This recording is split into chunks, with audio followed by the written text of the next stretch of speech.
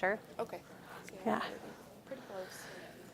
Cool, and that mic's on if you want to use yeah, it. I'll use that. Okay. And the clicker is up there. Good. Perfect.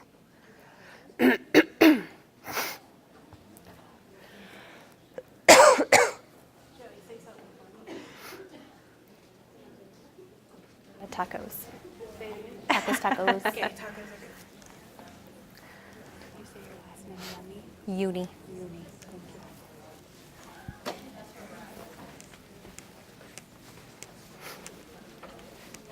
See, this pocket's going to be handy. Come in handy. Okay, before we get to the luau, one last presentation. So today I have joining us Jamie Howard and Joey Younie from Regional Health, and they're going to be speaking on reality-based leadership and give us some tips of how we can become better leaders. Jamie Howard joined Regional Health in 2015 and has been working in the talent development field for 7 years. Before joining Regional Health, she worked in the for-profit staffing industry as a recruiter, perm placement recruiter, branch management, and talent development partner.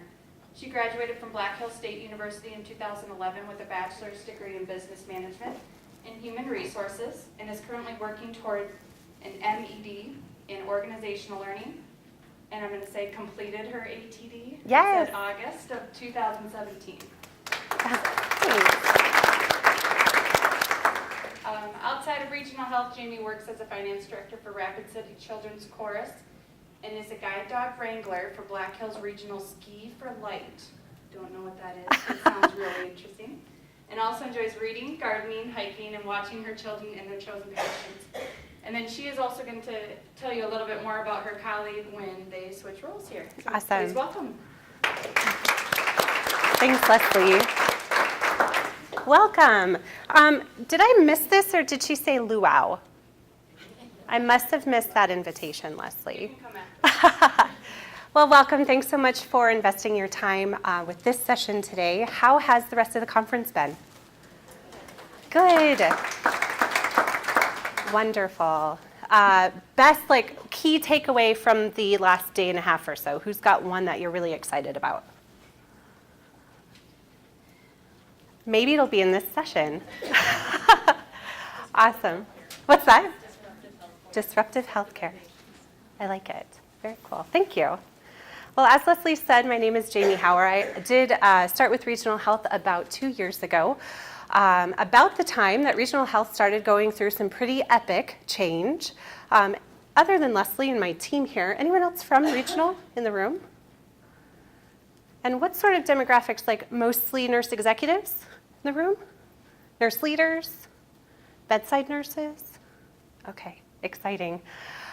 So about 2 years ago, I started with Regional Health and Talent Development. And if you ask caregivers at different levels at Regional Health about the change that's happened over the last 2 years, many of them, if they've been with the system for very long at all, will say that we've gone through more change in the last 2 years than in the 20 years prior to that. So we've gotten really good at change. Change happening in your systems as well? A little bit? A lot of it? A lot of it, yep, absolutely. Well, we're going to talk today how we really use the talent development partnerships that we have at Regional Health. I'm very pleased and honored to be representing Regional Health today along with my colleague Joey Younie, who will introduce herself in just a moment, but also as representatives from reality-based leadership. Are any of you familiar with Wakeman?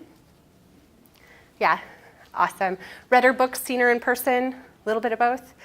Wonderful. Well, we've really implemented the Wakeman reality-based leadership philosophy over the past about year and a half. And we're going to talk to you today about how we really worked through ditching some drama, one of my favorite things to talk about, least favorite thing to take part in. Ditching the drama through a lot of change, specifically with one big project we are currently in the middle of and working through. Any drama in your healthcare systems? What's some of that drama for me? Where do you spend your time when you're like, oh, this is drama? Complaints about the EMR. Complaints about the EMR? We'll talk a lot about that today.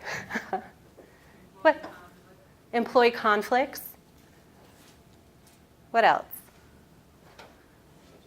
Scheduling. Yeah, we're right on point, Joey. I'm excited. Very cool. Gossip. Resisting change. Yeah, absolutely. Well, wonderful. For those of you who do not know Cy Wakeman, she is a New York Times bestselling author, as well as a researcher and an international speaker. She has spent a career, education, and experience in social work, counseling, psychology, and healthcare administration. So she's kind of the perfect partner for regional health going through our change over the last 2 years. Really, her philosophy is all about ditching the drama, and she's recently kind of accepted the title of drama researcher. She kind of like shunned away from that for a little while, but I feel like she's fully embraced that title at this point. So she's spent between 15 and 20 years researching drama in the workplace. Imagine that, right? So she says that as a leader, we can restore joy, sanity, and strategy to the workplace and turn excuses into awesome results. But first, and only first, you must coach yourself and your teams to ditch the drama. So some of that drama surrounding it sounds like scheduling, your EMR, gossip, employee relations. Anything else? You said resisting change. Cy Wakeman's description of drama, or she defines drama as any and all energy, time, and action spent in the reasons, stories, and excuses about why we cannot accomplish something. So what are some of those reasons, stories, and excuses in your healthcare systems now?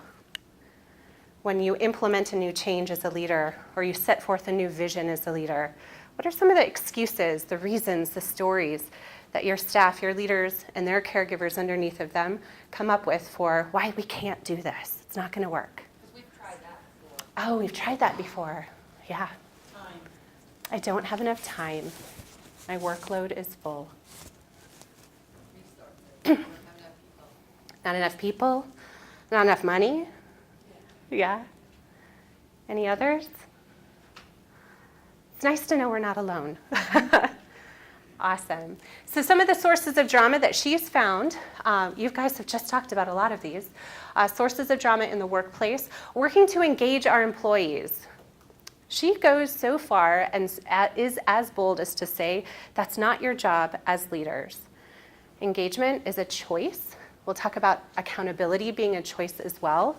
It's our job as leaders to cultivate environments where engagement and accountability are really simple choices to make, but it is a choice of those caregivers. So we spend a lot of time trying to engage our employees. We spend a lot of time overcoming resistance to change, working to get buy-in and organizational alignment, addressing ego behaviors is a big one, and increasing accountability. Anyone dealing with any egos at work? What's that look like? How would you all define ego in the workplace? Oftentimes when the older nursing is condescending to the younger. Yeah, so a condescending attitude. Where does that stem from? What's that? They're threatened sometimes. They're feeling threatened. Feeling better than, feeling less than. Little halo syndrome, imposter syndrome. Yeah, absolutely. So we spend a lot of time in these sources of drama in the workplace. If you're not familiar with Cy's research, any guess as to how much time per person per day? This isn't necessarily like we're actually speaking about it or someone's speaking to us about these things, but maybe it's the energy spent. Maybe it's you thinking about it as leaders. Maybe it is your caregivers, your leaders coming to you. How much time do you think we spend on average in drama? Take a guess? 20. Minutes? I'm thinking percentage. 20. Oh, I like that. 20, 25%? You're very close. Yeah. 2 hours? Yeah, so 15 years ago, Cy was working in healthcare as an administrator and just kind of happened upon this amazing research project. She started with physicians, moved it into several different layers of healthcare, and eventually moved it outside of healthcare into many different industries.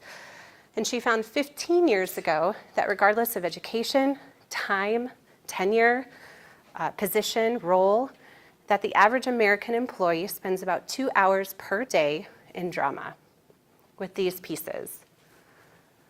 Big chunk of that is addressing ego behaviors. For her new book that was just released on Tuesday, she redid that study. She said, like, what's happened over the last 15 years or so? What's going on with drama in our country? What do you think she found has happened in the last 15 years or so? Yeah, it's up to about 2.5 hours per day per employee, regardless of industry. It's over 16 weeks per year that we spend in this kind of hot mess right here, right? So we're going to look a lot at ego today because that is, in her research, where we spend most of our time when we're talking about drama. So Cy says your ego, it's not your amigo. But what is it? You guys defined a couple things. Maybe it's that feeling of better than or less than, trying to exert control over a situation. What she's really found is ego is a part of all of our brains. It's simply the storyteller or the narrator on our life about the things that happen around us. So we see something or we hear something, we notice something about another person, another group, a leader, a circumstance, and we very quickly tell ourselves a story.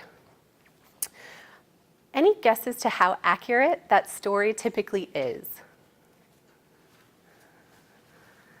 Pretty inaccurate, right? There's some really cool research done in the 50s and 60s that took a look at just how accurate we are when we guess why someone's just done what they've done or why we've seen or heard what we've just seen or heard. And what was found during those studies that it's just absolutely statistically insignificant the amount of times we're correct. Right? So we've got this ego living in our prefrontal cortex, narrating everything that happens from the moment we wake up to the moment we go to sleep. It actually works when we're asleep as well, telling us why things are the way that they are. So we know that it's highly inaccurate. Cy's research finds that it acts on a level of about a 4-year-old. And which direction, when we do guess, we see or hear something and we do guess why